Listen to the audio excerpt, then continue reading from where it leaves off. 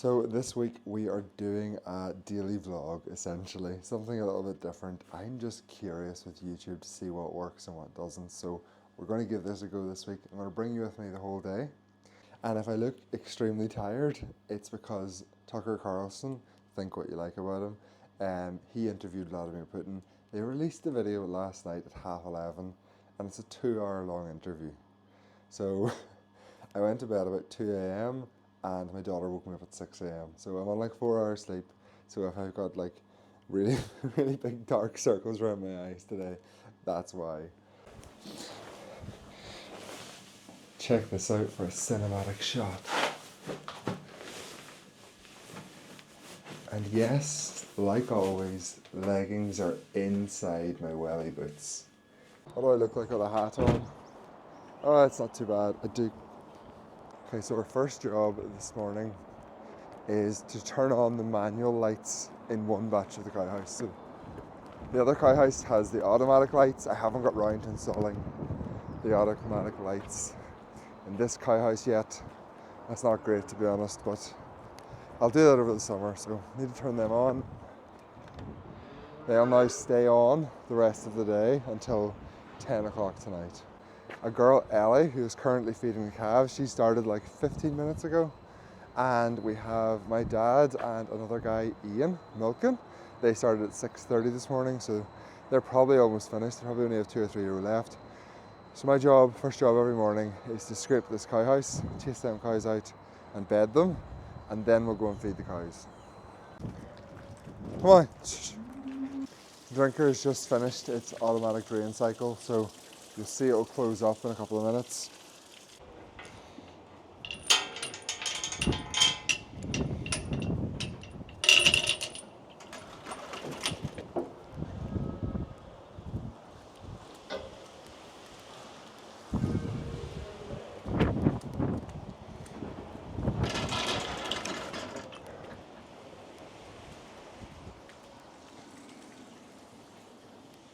Right, let's go get the scraping tractor and scrape this cow house out.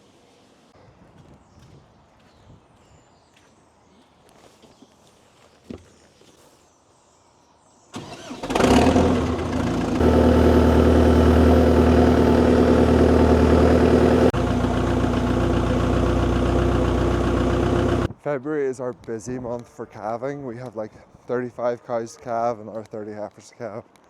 And the cows are calving like, like a lot of cows are calving right now. So we need to bring over all of the cows that calved last night or the day before. We keep the cows with the calves for 24 hours, maybe even longer, to be honest. But we're going to bring over all the cows that calved last night to the milking parlour, and they'll go in the last row and be milked, and I can tube any calves that need tubed or anything like that then.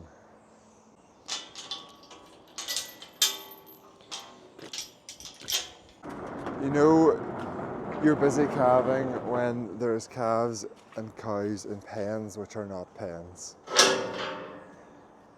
That is one absolutely awesome calf. Hope it's a heifer. It's a heifer. Class. Check, there's none of calved out in the dirt, which sometimes does happen, but usually not. I need them 2 cows numbers in front of me. The tags, the calves are not tagged yet, so I need to write them on my phone. I'm going to put the camera away so I can actually do that. We are now feeding our third cut. So we're out of first cut, finished that a few days ago, and we're now into our third cut. I got this sampled this week. Here's the Saturday sample. I'm doing this from memory and I've only looked at it for 10 seconds, so if it's wrong, forgive me. But from memory, the dry matters are pretty good, I think. 11.5 ME, 16 protein, good fermentation, but not great intakes. So maybe the dry matter is not as good as I think, I don't know. But point is, we came off 12.1 or 11.9 ME first cut. It varies between tests, tested a few times. And we're now feeding 11.5 ME third cut, and we have seen a difference in milk. We're down about a litre a cow. So if ever you wanted a real world example of how much of a difference under half an ME makes, for us at the minute, it was a litre a cow, and that was with extra meal being fed as well to try to cushion the transition. But we're on to the third cut now, and don't say I should get a feeder wagon because I can mix the silages. There's a lot of reasons why we needed that silo empty, so just leave it that our system is how we're going to keep doing it. So, right, I've had my breakfast, left my son to school. I don't normally do that, that was very unusual. And I'm going to now check the milk yields from the last 24 hours, see if they have dropped any further. If the third cut is actually still reducing our milk yield, that's very bad. We need to take action if that is the case. Then we're going to go and tag 2 calves and then go check the cows for heats. And I'll probably have some to AI, and then we'll do that after this. So let's check the data. So we are down another half a litre, well no, 0.4 litres, which is not great. We've lost over a litre now since we switched silage. There was 4 new cows added in, 4 like freshly calved cows, and they will have a no milk yield, but they will have also got very little meal. So let's take them 4 recent cows out and see what difference it makes, because I've never actually done that before and it'll be interesting. So let's do that. Right, so we need to write a query, and we're going to join our database into our calving dates table. What's that even called? Calving dates, yeah. Calving.event date is less than, and then we're going to go 2024 to 7. That should capture the new cows. We run it, and I've made a mistake. Calving.animal, oh, okay, got it. Calving.aid. If this doesn't make a difference, okay, no, you see the way it's excluded all the recently calved cows now, but it has not made a difference to the reduction in milk yield. Well, it has a little bit. We've now only lost 0.9 litres, but we've still lost litres, so that's not great. We have calves absolutely everywhere, but we are TB testing in like 10 days, and hopefully we get open, because we can get rid of every single calf born from now until like August. So the calves we have at this point will be what we carry forward. And if we don't get open and we have TB again, it's going to be a case of making calf pens everywhere, keeping a heap of stock, our numbers increasing. TB is really bad, like really bad. It really ruins a business, ruins your cash flow, and it's a total nightmare, to be honest. So we have already had 1 clear test. Let's hope we get a second.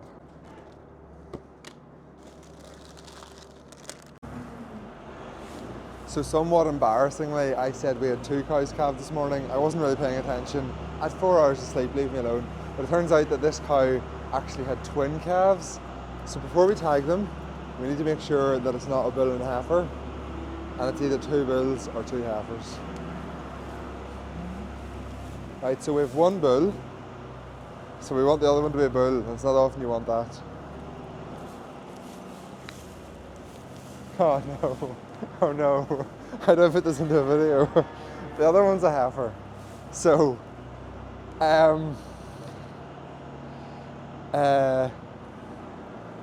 we'll just leave this part of the video here. I will tag them both.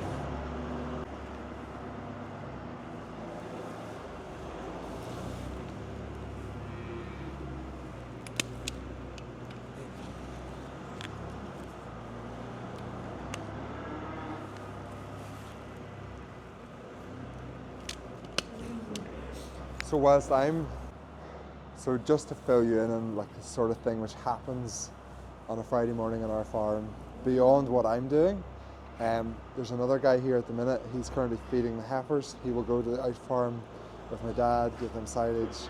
They've got some dry cows to take over there today and move them out of the cow house, so we have every cubicle in the cow house for milk cows, because the numbers are starting to go up really quickly.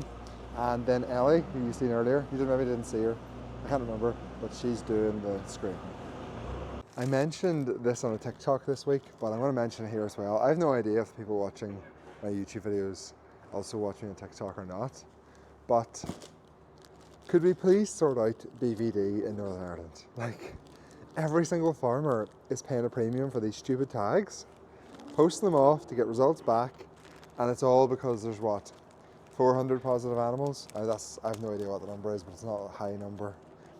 left on farms, and no one seems to want to make the push to actually get rid of TB, or not TB, BVD, so we don't all have to do this.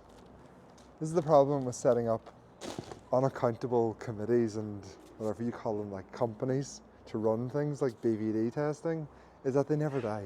They just are there forever then, and we pay for it. So I've been through about 120 of the cows, and this morning we have 5 in heat. Now, I'll be honest, I've been kind of neglecting doing this job this week. It's been a busy week. I'll tell you about that later on. We're probably when I'm driving. But I really need to start paying more attention to my heat detection, to getting cows in calve. I have a quiet 2 weeks for the next 2 weeks. So what I'm probably going to do, because we had a big burst of calving like 2 to 3 months ago, so there's a lot of cows have just become eligible for service.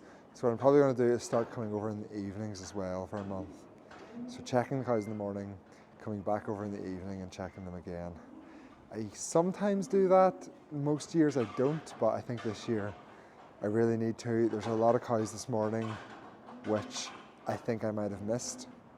They were a wee bit rubbed, but they were definitely not in heat, so it's just one of them things you have to be very careful that you don't screw up on a dairy farm as you're breeding.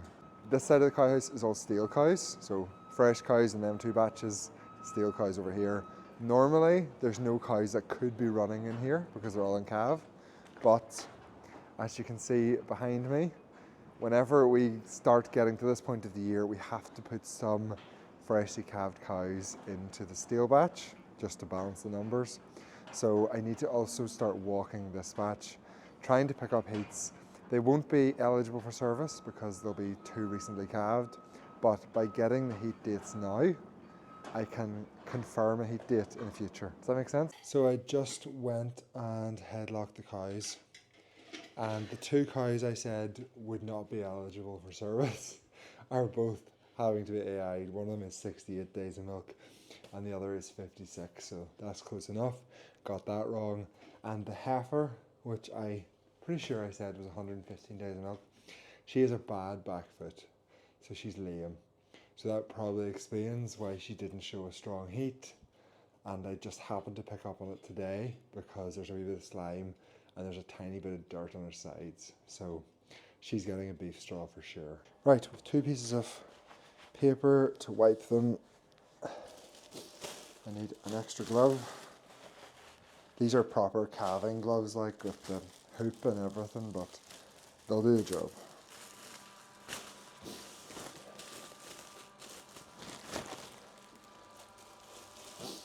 This is going to look ridiculous.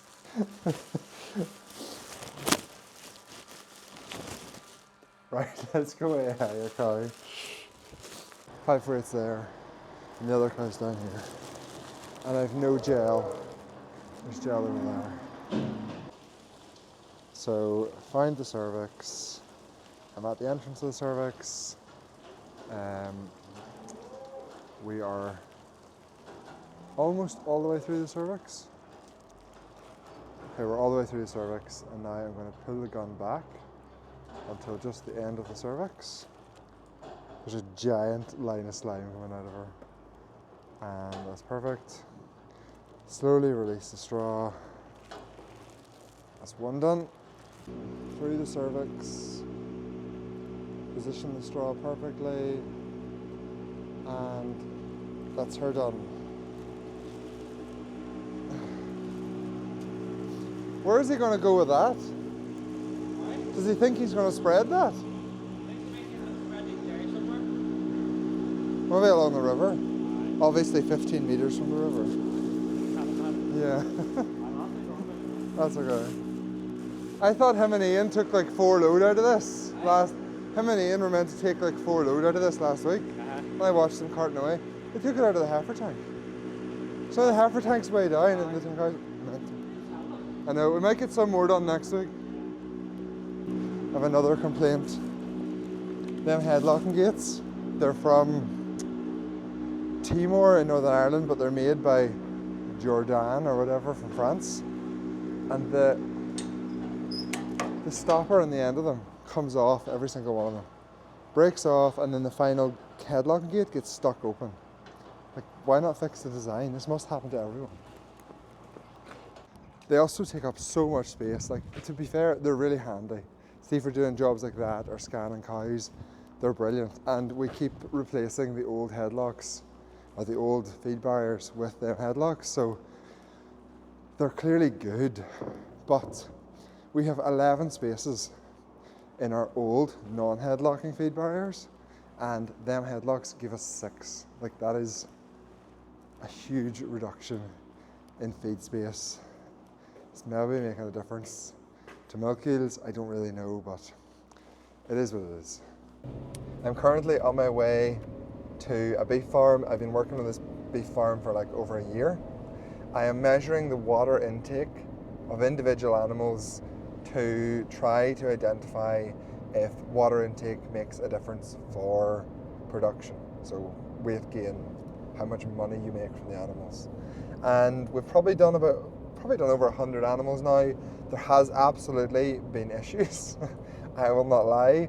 The biggest issue is actually power cuts, because I finally figured it out. I couldn't figure that out for a long time, but basically, whenever the power goes off, the internet connection takes longer to come back up than the power on the control system. So there's a red reset button on the side of the control system, and after a power cut, that has to be pressed. That has been the majority of the issues, so the gaps in data, if you like. And then the other 2 gaps in data we've had have been the animals, the cattle, eating the wire on one of the 2 flow meters, and the cattle eating the wire on one of the 2 RFID readers. So, but it has went well. Fundamentally, it's went well. I need to make sure I go the right way here. We have had very few issues, so I'm happy with it. I installed 2 new systems, so that will mean we have 4 pens being monitored. About a week ago, it was actually this day last week I installed them, and I was in a bit of a rush leaving because I had to get home from milking, and everything was left working, but I didn't have a chance to sort of check everything over. And I have a phone call, so I'll answer this, I'll get back to you. Sorry, that was a phone call with a dairy farmer from Wales who milks like 3,000 cows and just happens to love computer programming as well. So that sort of gives you another insight into how random my life is. But I'm here on this beef farm where I installed the 4 water monitoring systems. The one that wasn't working because I unplugged it and didn't reset it. All I had to do was press the reset button. It's working now. Super easy to fix. These are the 2 new ones. So this is the new setup. This one's probably easier to show you. We have our water valve, flow meter, control box there at the back. That's easy to replace if it ever breaks. And then this is the RFID reader here. So new design is a lot better than the old one. All of the cables are up high and out of the way. This is the old design. To be honest, I like the old design better because you can see the PCB. It looks fancier, but the flow meter is down at the drinker. Bad idea. The RFID reader is not sealed to the very top. Bad idea. But these 2 have worked really well. They have actually done a really good job. You see the little orange light flashing to say that it's still running. But the new design should be better. And the data that we are getting out of these is really, really interesting. Essentially, and this is actually proven from research which I Googled after I started this project, but there is a correlation between water intake and live weight gain, a good correlation, but it's whether water intake is related to feed intake, which is related to weight gain, or water intake is driving weight gain.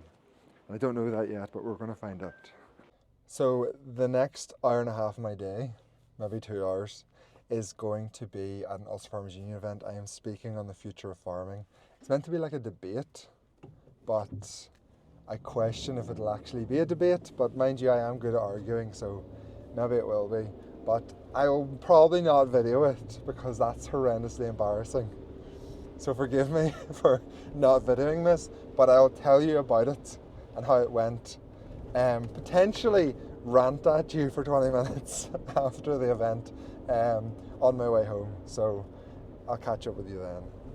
So just in case the PSNI is wondering, I've turned on my camera in a lay-by and I will turn it off when I get to the shop in 10 minutes. So the Irish Farmers Union meeting went pretty well. It was an interesting meeting. It was kind of like an informal discussion between me and the Irish Farmers Union policy officer.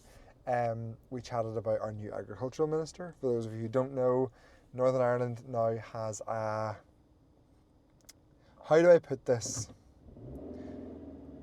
They have a different agricultural minister, okay? It'd be like putting me in charge of diversity and inclusion. that makes me sound like a bad person. That's probably not the right attitude to take. No, we have a very different agricultural minister. He's from the left, he's green, he was a member of Friends of the Earth. That should give you a picture. And I'm not prejudging. Maybe he'll be brilliant. Maybe he will support agriculture. But maybe he won't. Maybe he will take the action against agriculture that he's promised, which can only be bad for us. I don't know. This is a mental traffic jam. Red Tractor was mentioned. I have an interesting rumour, which I don't think is a rumour, I think is fact around Red Tractor. I won't say it because there's definitely a chance that it's wrong, but things might be about to change, so that'll be good. That's all I'll say there. What else did we talk about? We talked a little bit about ammonia in Northern Ireland, how the planning shut down. We talked a lot about social media and about how we can use it to tell farmers' story to the public, and that's something I think I need to do better, is reach past the agricultural audience and try and reach a wider public audience. Don't know how I'm going to do that yet. I'll try to figure that out, but it is important. We chatted a bit about climate change and stuff like that. So really good and interesting event. I was very glad to be asked to go. Great to be part of it. Now I am trying to get home to do the milking this evening, but the roadworks are absolutely mental. Right, I made it back to the farm, had my cup of coffee, a few chocolate biscuits. The cows are being let out. Ellie comes back in the evenings, although her car's not here. I don't know where she parked, but she's here. So she comes back in the evenings for an hour and a half. Me and Ellie are going to milk tonight. My dad's going to feed the cows. I haven't actually milked in like 2 weeks, which is mental. But I'll show you the first row or two of the milk, and that will do us for the end of this video. So I will say thank you now. Thank you for watching. Thank you for liking. Thank you for subscribing, for commenting, all of that stuff. I do very much appreciate it.